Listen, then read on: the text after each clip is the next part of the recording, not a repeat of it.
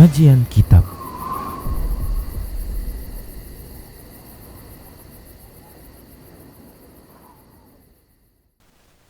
Bismillah, assalamualaikum warahmatullahi wabarakatuh. Innal hamdalillah nahmaduhu wa nasta'inuhu wa nastaghfiruh wa na'udzu billahi min shururi anfusina wa min sayyiati a'malina. Man yahdihillah fala mudhillalah wa man yudlilhu fala hadiyalah. Wa asyhadu an la ilaha illallah wahdahu la syarikalah wa asyhadu anna Muhammadan abduhu wa rasuluhu sallallahu alaihi wasallam. Qala Allah jalla wa ala, ya ayyuhalladzina amanu taqullaha haqqa tuqatih wa la tamutunna illa wa antum muslimun. Ya ayyuhan nasu taqu rabbakumul ladzi khalaqakum min nafsin wahidah wa khalaqa minha zawjaha wa bassa minhuma rijalan katsiran wa nisaa'a.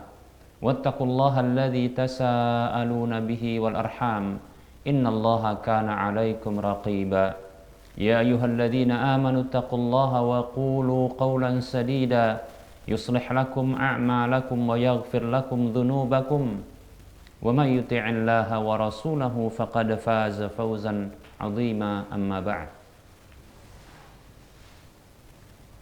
Para hamba Allah rahimani wa rahimakumullah, para pemirsa Rosyad TV dan para pendengar Radio Medan Mengaji di mana saja Anda berada, rahimani wa rahimakumullah. Alhamdulillah, tak bosan kita bersyukur kepada Allah Subhanahu wa taala karena Dia tak pernah bosan untuk berbuat baik kepada para hambanya. Tak bosan kita mengucapkan selawat dan salam untuk Nabi-Nya Muhammad sallallahu alaihi wasallam karena beliau sallallahu alaihi wasallam tak pernah bosan menginginkan kebaikan untuk hambanya, untuk umatnya, hamba-hamba Allah tabaraka wa ta'ala.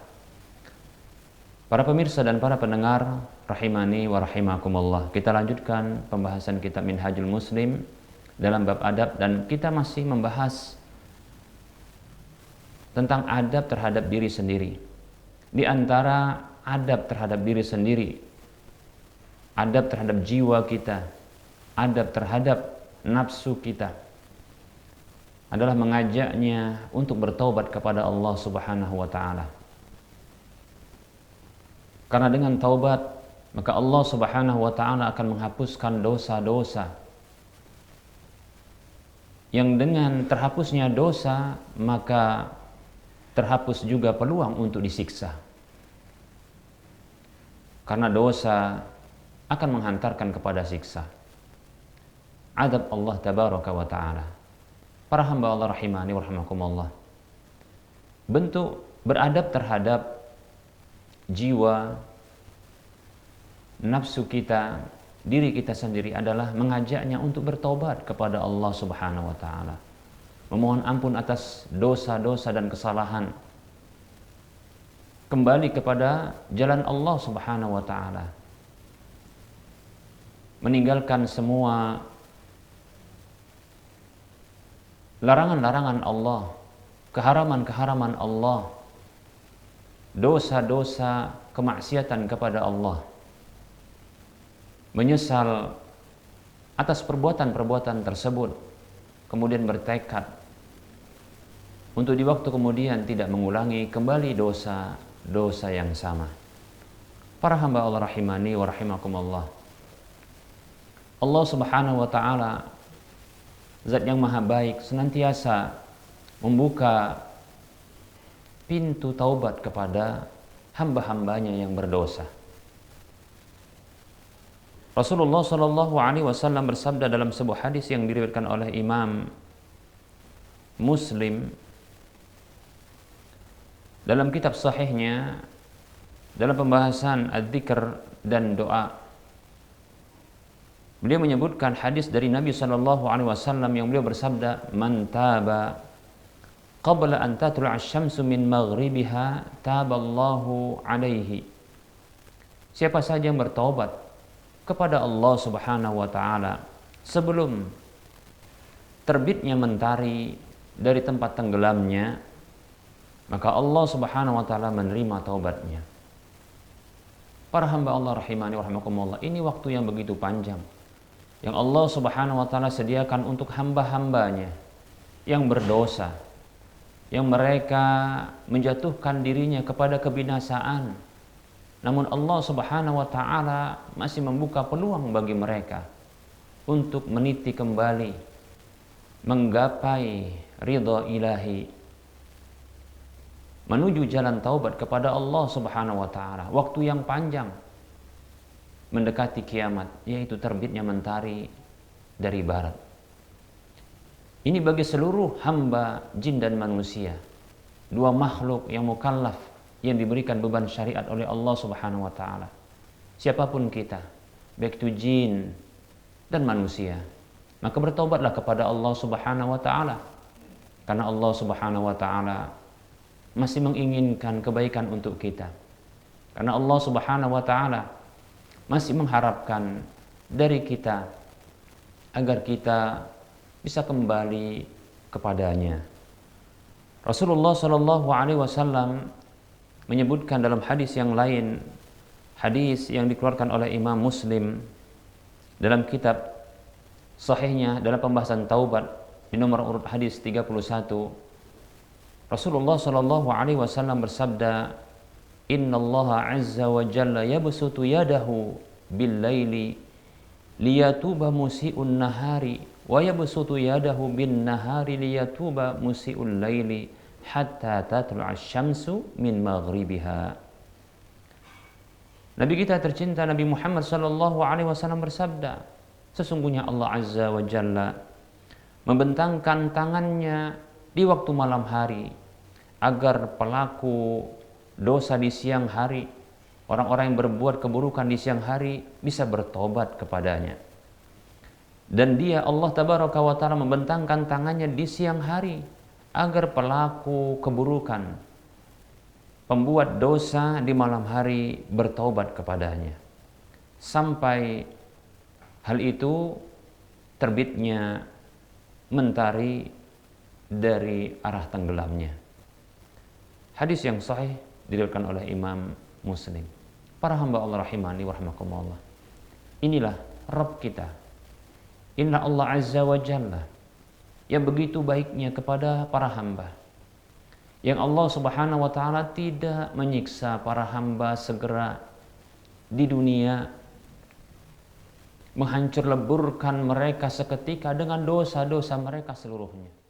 Sungguh andaikan kita berbuat dosa, di saat itu pula Allah Subhanahu wa taala memberikan balasan terhadap dosa kita, maka sungguh tidak akan tersisa satupun kita di permukaan bumi ini.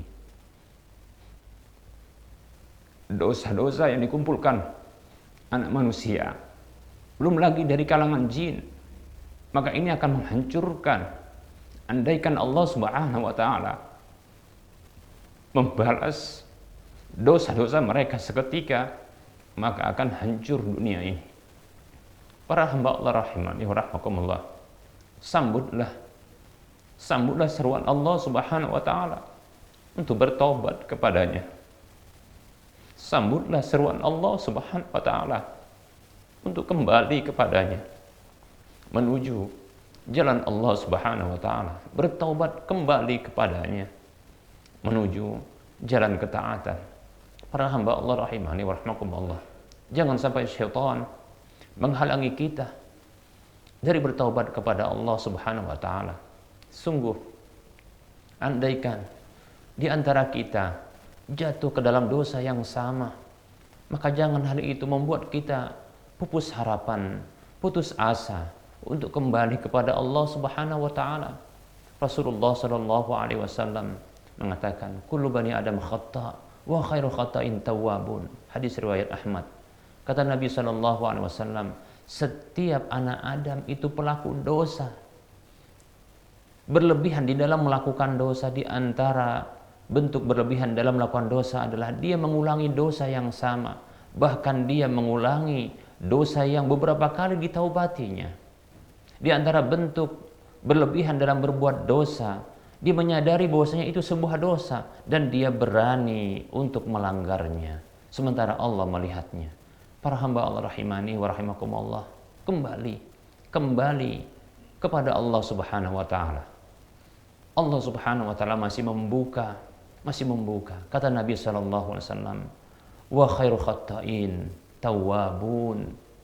Dan sebaik-baik orang yang berdosa, yang berlebihan dalam dosanya adalah yang bertaubat kepada Allah. Lihat, ini yang memupus jalan bagi syaitan untuk menyesatkan setiap hamba yang tergelincir di dalam dosa-dosanya, bergelimang dengan dosa-dosanya, di kubangan dosa yang sama, bahkan yang barangkali dia menyangka bahwasannya dirinya akan binasa. Allah Subhanahu wa taala akan memaafkannya. Ketahuilah, wa khairu khatta'in tawwabun. Sebaik-baik pelaku dosa itu yang berlebihan dalam dosanya adalah mereka yang bertobat kepada Allah. Bertobat kita, para hamba Allah rahimani wa rahimakumullah, kepada Allah Subhanahu wa taala, kepada Zat yang masih membuka kebaikan itu bagi kita. Zat yang maha baik kepada hamba-hambanya. Dia membentangkan tangannya di malam hari dan di siang hari untuk hamba-hambanya, agar hamba-hambanya kembali kepada Allah, kepadanya. Para hamba Allah rahimani wa rahimakumullah.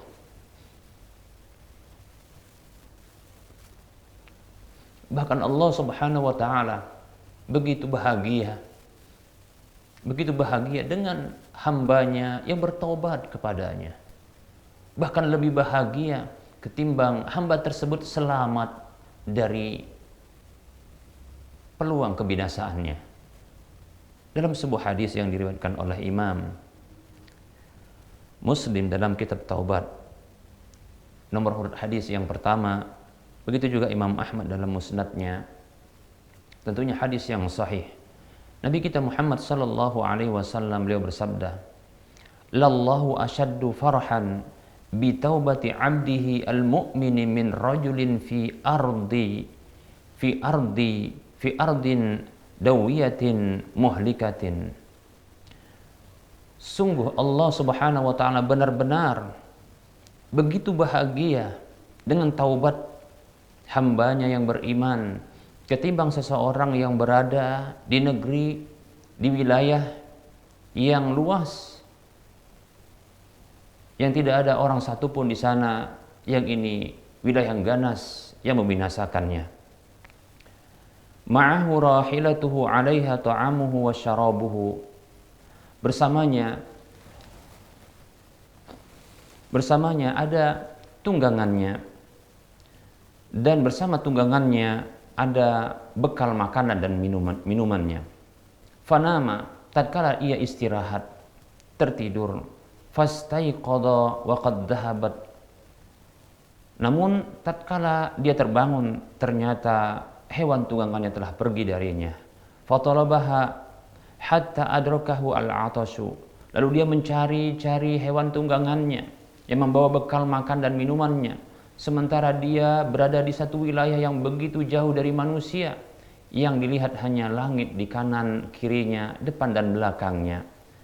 Wilayah yang sangat membinasakan, yang sangat berpeluang untuk membinasakannya. Gurun pasir yang begitu luas, yang tak ada orang di sana. Hatta adrakahu al-'atasu, sampai-sampai dia merasakan kehausan yang begitu sangat. Summa qala, kemudian Rasulullah mengatakan, menyebutkan perkataan orang ini, arji'u ila makanil ladzi kuntu fihi. Aku akan kembali ke tempatku yang tadi aku berada di sana. Fa anamu hatta amuta. Lalu aku tidur dan aku menanti kematian. Fa wada'a ra'sahu ala sa'idihi liyamuta. Maka ia pun meletakkan kepalanya pada lengannya sembari menanti kematian datang kepadanya. Fastaiqadha. Lalu tatkala dia terbangun, wa indahu rahilatuhu wa 'alaiha zaduhu wa ta'amuhu wa syarabuhu, ternyata di sisinya dilihatnya ada tunggangannya yang masih bersamanya bekal makan dan minumannya. Maka tentunya orang seperti ini begitu bahagia karena dia selamat dari kematian. Fallahu asyaddu farahan bi taubatil 'abdil mu'mini min hadza bi rahilatihi wa zadihi.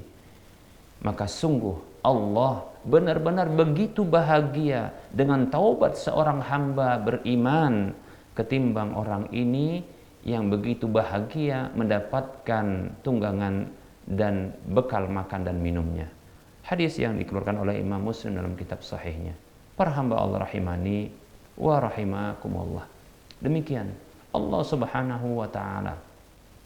Sampai-sampai Allah Subhanahu wa taala mewahyukan kepada nabinya untuk menyampaikan hal ini kepada umatnya. Begitu bahagianya Allah Subhanahu wa taala dengan taubat kita para hamba. Tentu tidak ada di antara kita melainkan kita berdosa.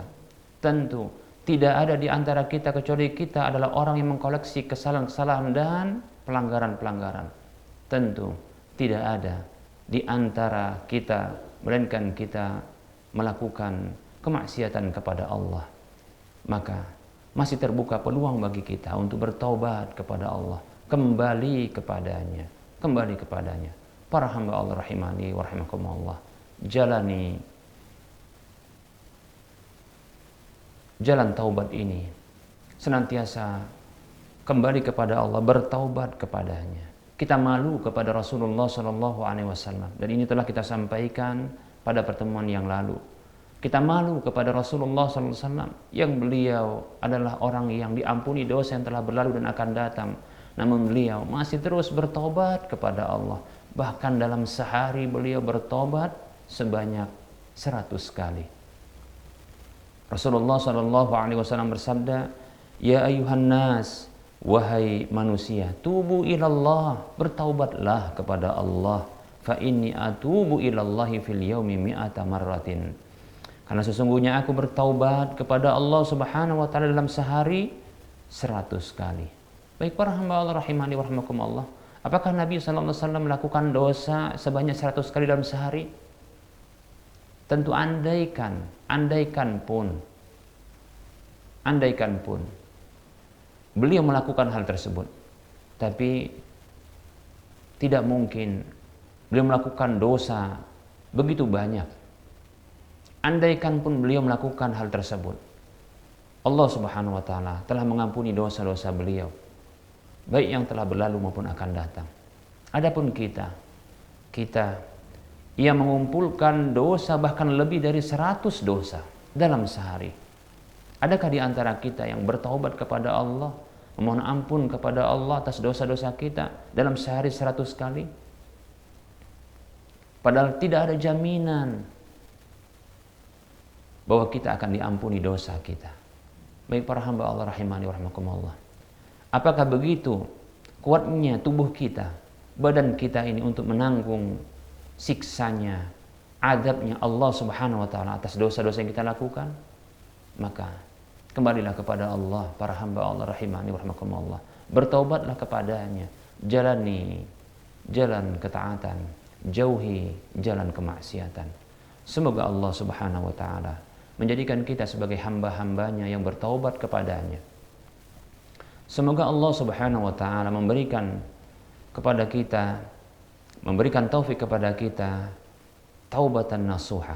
Semoga Allah Subhanahu wa taala memberikan kepada kita keberuntungan dengan memasukkan kita ke dalam surga. Surganya yang mengalir dari bawahnya sungai yang begitu indah. Semoga Allah Subhanahu wa taala mewafatkan kita di atas kebaikan. Amin ya rabbal alamin. Kita cukupkan untuk penyampaian materi pada pertemuan kali ini. Kita buka sesi soal jawab. Bagi para pemirsa dan para pendengar yang ingin berinteraktif, maka silahkan hubungi nomor layanan kami di 0822 88 88 6630. Dan bisa di nomor yang sama untuk melayangkan pertanyaan lewat tulisan chatting WhatsApp.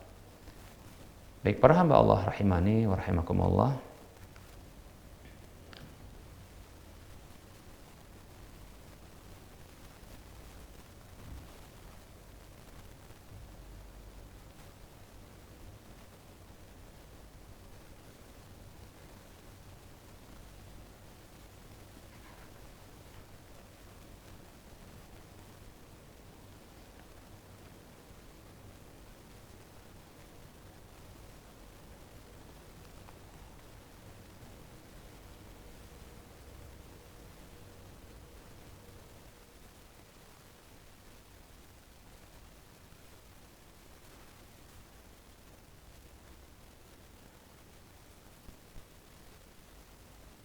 Baik, silakan bagi para pemirsa dan para pendengar yang ingin bertanya.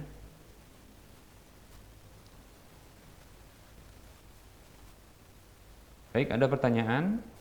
Assalamualaikum Ustaz, bagaimana cara menasihati orang tua agar tidak menyakiti hatinya? Jazakumullahu khairah. Waalaikumsalam warahmatullahi wabarakatuh. Merupakan tabiat dari orang tua adalah sulit untuk menerima nasihat dari anaknya.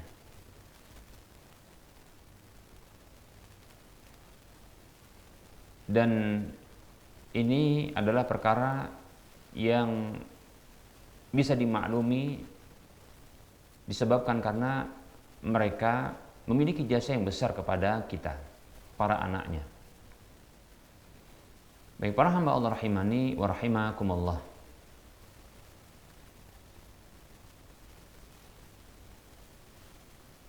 Untuk sampainya nasihat kepada orang tua tidaklah mesti langsung dari lisan kita. Sebagaimana untuk sampainya kebenaran kepada seseorang tidak mesti dari jalur kita. Kita bisa menggunakan cara melibatkan orang lain di dalam pemberian nasihat tersebut. Tentunya adalah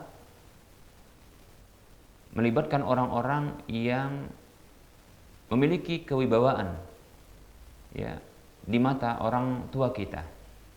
Seperti ya barangkali adalah seorang ustadz atau mungkin adalah guru-guru agama yang lainnya.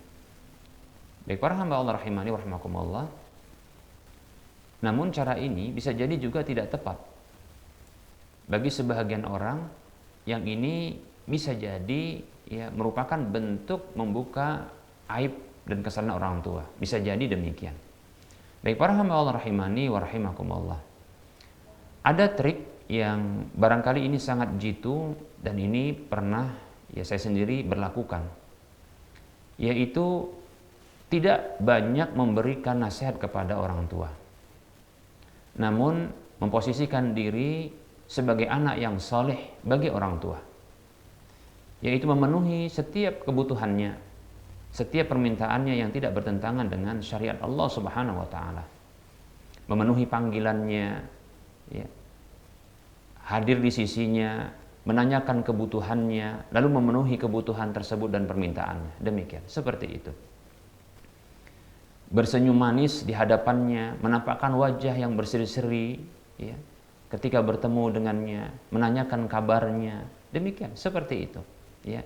Sesekali membawakan hadiah untuknya, hadiah yang disenanginya, makanan atau minuman atau apa saja yang disenanginya, demikian.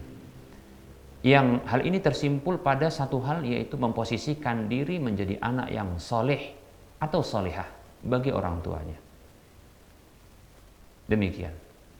Baik, para hamba Allah rahimani wa rahimakumullah.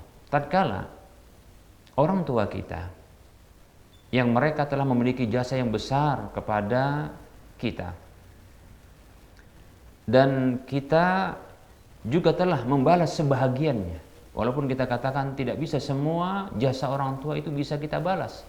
Namun tatkala kita telah membalas sebahagian jasa orang tua dan telah merubah image ya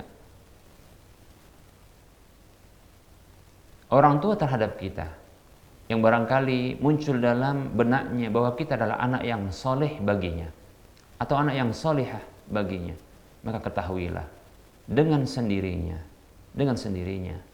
orang tua kita akan luluh terhadap kita. Bahkan barangkali dia akan bertanya tentang urusan agama kepada kita. Nah, di saat itulah ya orang tua kita telah membuka diri kepada kita untuk bisa menerima nasihat dari anaknya. Demikian, seperti itu ya. Nah, ini trik, ini cara yang insyaallah taala jitu insyaallah ya. Perhatikan sabda Nabi SAW, tahadau tahabbu, saling memberi pasti saling mencintai. Hadis riwayat Baihaqi. Pemberian ya, itu merupakan kebaikan. Dan kebaikan itu akan menyebabkan hati condong kepada orang yang berbuat baik kepadanya. Dan ketika hatinya telah condong, maka dia akan membuka diri untuk bisa berinteraksi dengan siapapun yang telah berbuat baik kepada dirinya. Nah, ketika itu ketahuilah orang yang berbuat baik itu telah diterima olehnya untuk memberikan kebaikan-kebaikan yang lainnya, di antaranya adalah nasihat-nasihat. Demikian ya. Wallahu taala a'lam. Wa anta fajazakallahu khairan.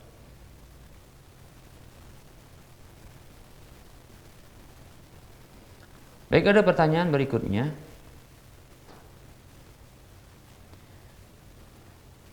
Assalamualaikum, Ustadz izin bertanya. Anak saya akhwat, rambutnya sempat diberi warna. Boleh tidak? Rambutnya dicat warna hitam karena sebelumnya memang warna rambutnya hitam. Mohon pencerahannya Ustadz. Karena di sekolah nggak boleh rambutnya berwarna lain. Syukran Ustadz. Baik. Waalaikumsalam warahmatullahi wabarakatuh. Afwan, perlu diketahui bahwa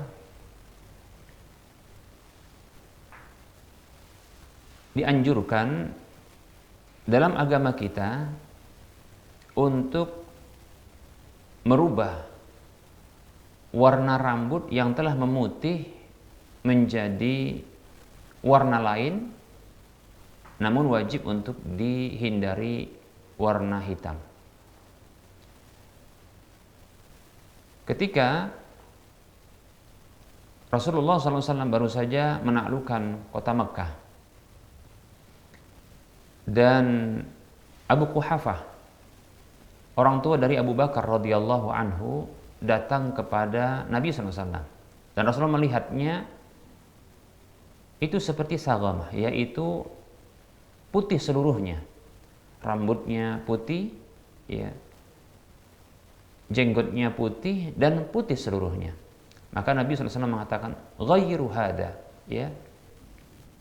rubah ini, yaitu rubahlah warna yang putih ini. Kemudian Rasul mengatakan, wajtanibu as-sawada, dan hindarilah warna hitam. Demikian. Jadi sesungguhnya memberikan cat pada rambut ini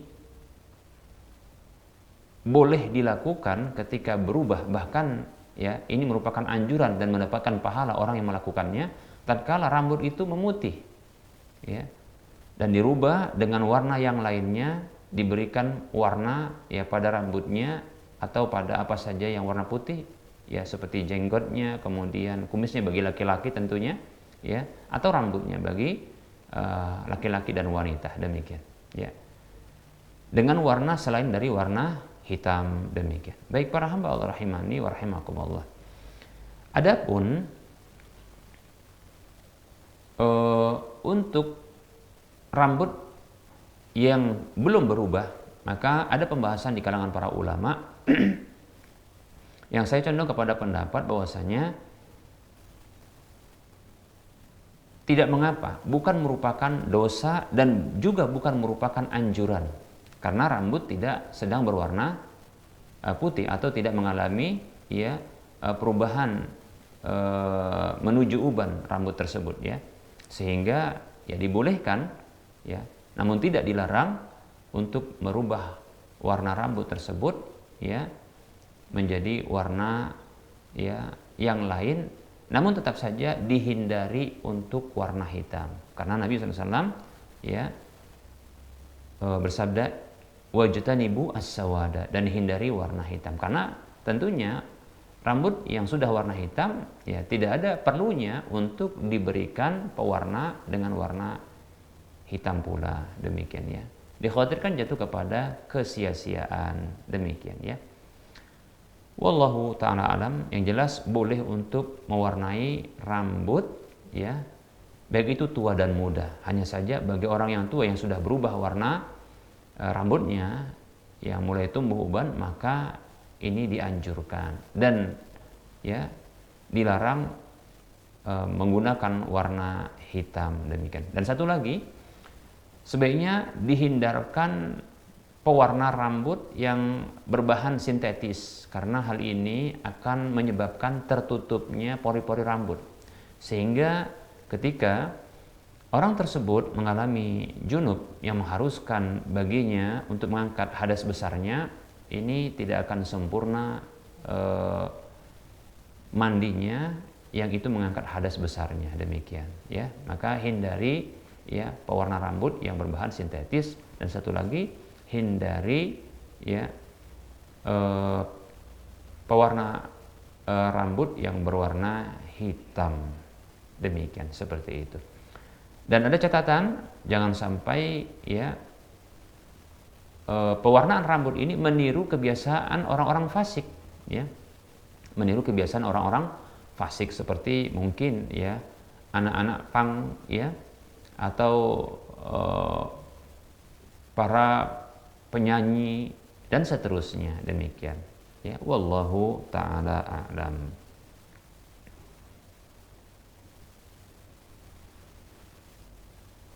Pertanyaan berikutnya, Assalamualaikum Ustadz, saya mau bertanya, saya ada niat mau belajar ngaji, tapi anak saya nggak sabar ngajarinya. Minta solusinya Ustadz.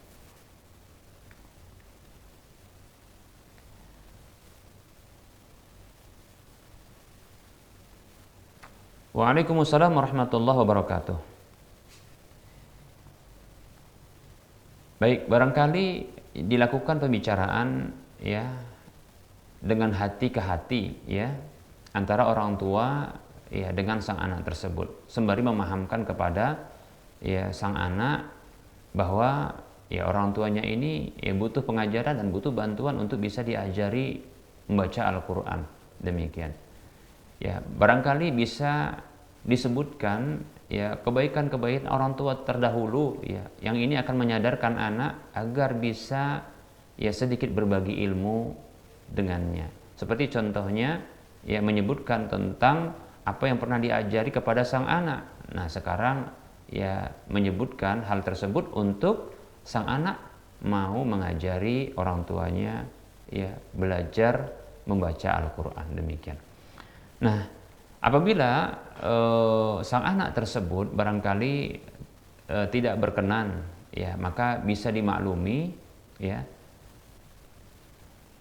dan bisa dimintakan kepada sang anak untuk mencarikan guru ya bagi orang tuanya yang bisa mengajarinya ya membaca Al-Qur'an, tentunya adalah dengan jenis kelamin yang sama ya. Bila orang tua inilah orang tua perempuan, tentunya adalah pengajarnya adalah perempuan pula. Kalau orang tua laki-laki, maka tentunya ya pengajarnya ya laki-laki pula, demikian ya. Seperti itu. Wallahu taala alam. Semoga Allah SWT memudahkan kita untuk bisa ya belajar agama. Wallahu taala alam.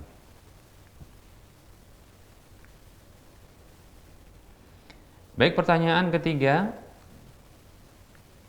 Assalamualaikum.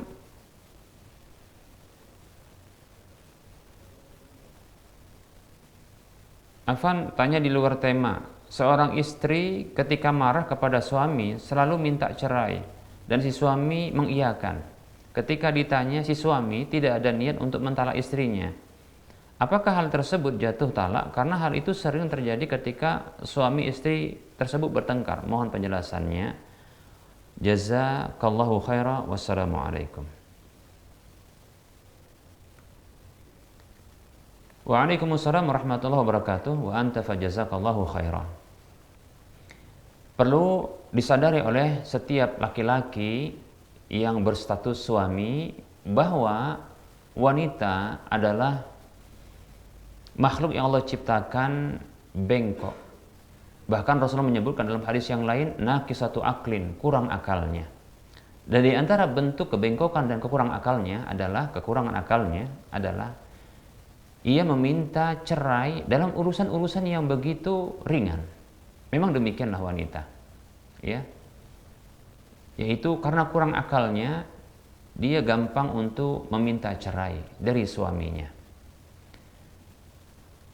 Yang pertama, yang perlu kita sadari adalah memaklumi kondisi istri tersebut. Ya, memaklumi kondisi istri tersebut. Itu dikarenakan kekurangan akalnya dan kebengkokannya. Ya. Kata Nabi SAW, istausu bin nisa'i khaira. Ya.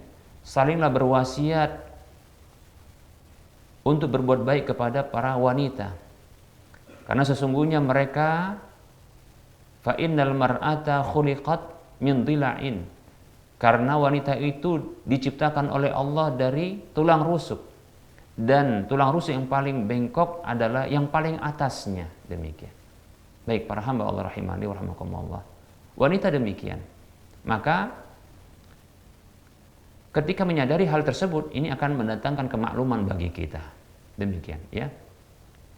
Kemudian yang kedua adalah tidak memenuhi permintaan talaknya dengan mengucapkan kalimat talak, ya, kepada istri atau cerai kepada istri. Itu ungkapan yang gamblang lagi jelas, ya, seperti itu.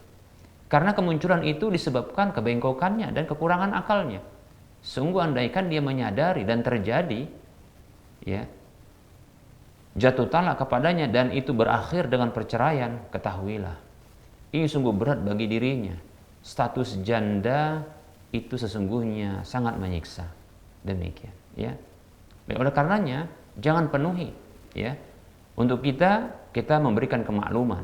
Kemudian kita jangan penuhi permintaan talaknya kecuali ketika dia melakukan sebuah dosa merupakan diantaranya adalah merupakan bentuk perzinahan, ya, perzinahan, selingkuhan, seperti itu. Maka ya silakan, ya, dicerai saja.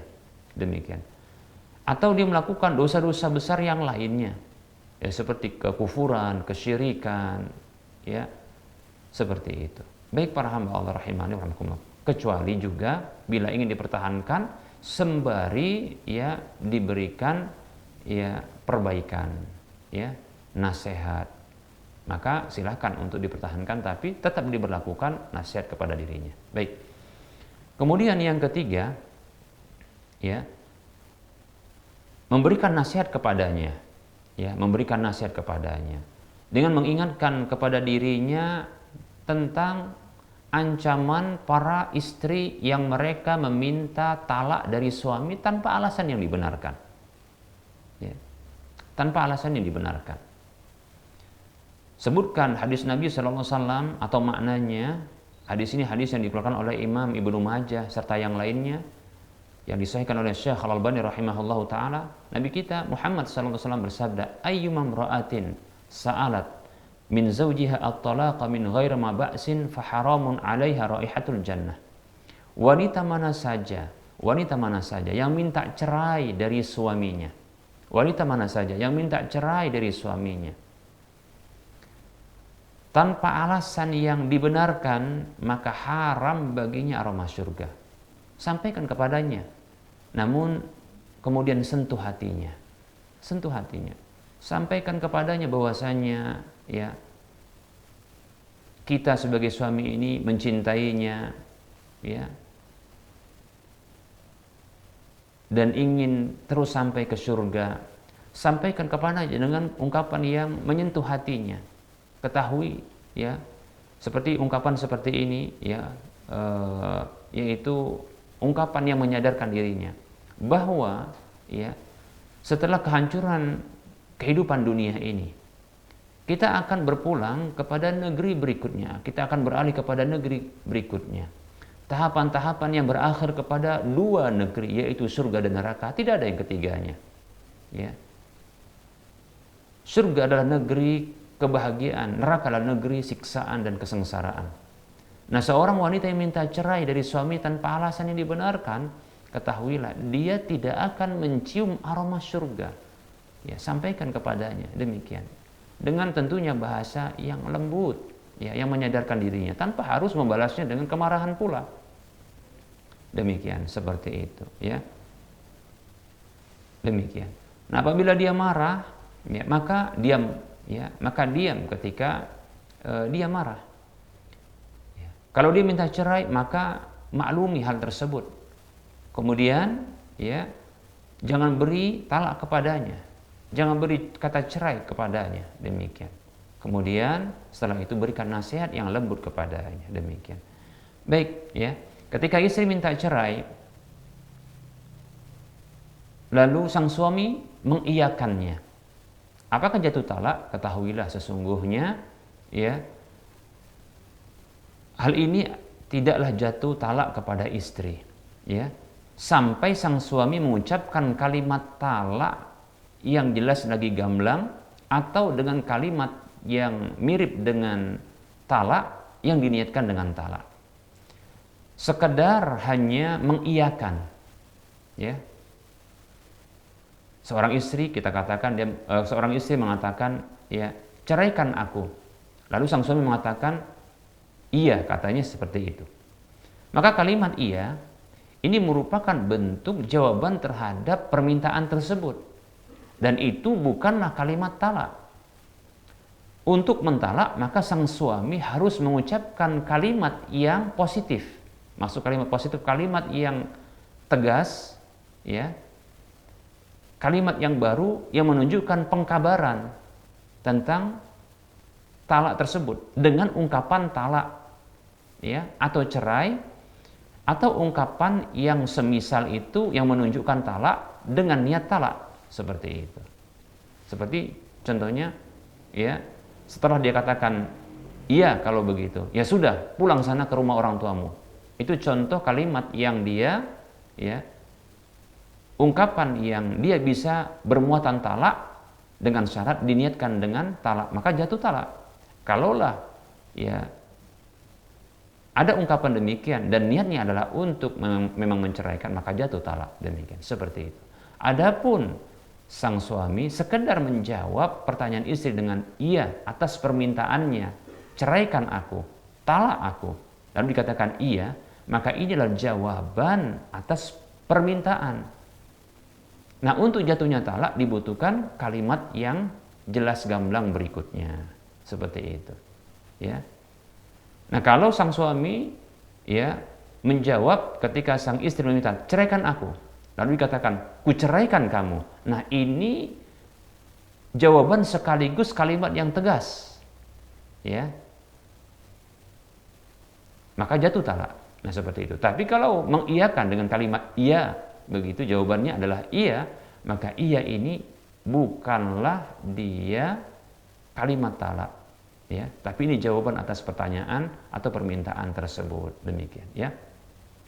Andaikan pun dianggap ini sebagai ungkapan talak, ini ungkapan yang tidak tegas dan tidak jelas, tidak gamblang, maka para ulama mempersyaratkan itu harus ada niat mentalak. Namun disebutkan dalam pertanyaan ini, sang suami tadi tidak ada niat mentalak, maka bisa dipastikan bahwasanya tidak jatuh talak dengan mengiyakan permintaan istri yang minta talak, ya.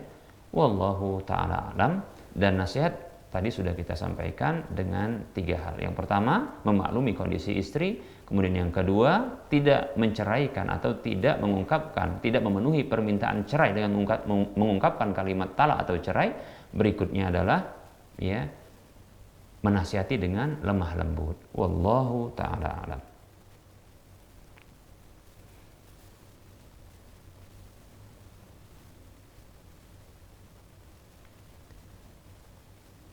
Baik, para hamba Allah rahimani rahimakumullah, ini pertanyaan terakhir barangkali.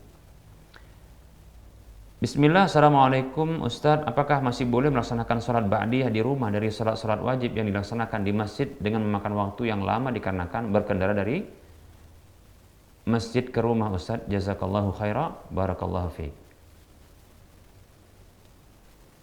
Waalaikumsalam warahmatullahi wabarakatuh.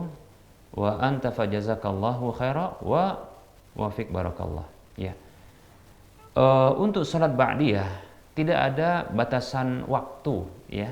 Tidak ada batasan waktu, ya. Yang jelas adalah setelah sholat fardu maka masih, ya, dianjurkan untuk melakukan sholat ba'diyah apabila memang ada disyariatkan untuk melakukan sholat ba'diyah ketika itu. Seperti contohnya adalah ba'diyah zuhur, kemudian ba'diyah maghrib, kemudian ba'diyah isya, demikian pula ba'diyah Jumat, ya. Adapun ba'diyah asar dengan subuh, maka ini tidak disyariatkan demikian. Karena Nabi SAW mengatakan, la salata ba'dal asri hatta taghruba syamsu min maghribiha hatta taghruba syamsu wa la salata ba'da subuh hatta tatlu'a syamsu. Ya, kata Nabi SAW, tidak ada salat setelah asar sampai tenggelamnya matahari, dan tidak ada salat setelah subuh sampai terbitnya matahari, demikian ya. Nah, waktu untuk melaksanakan ba'diyah ini panjang sampai datang waktu berikutnya ya, seperti itu, kecuali salat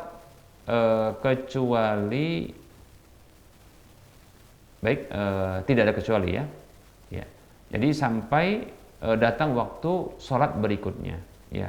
Contohnya seperti sholat zuhur, maka berakhirnya ya sholat ba'diyah zuhur itu sampai datangnya waktu asar.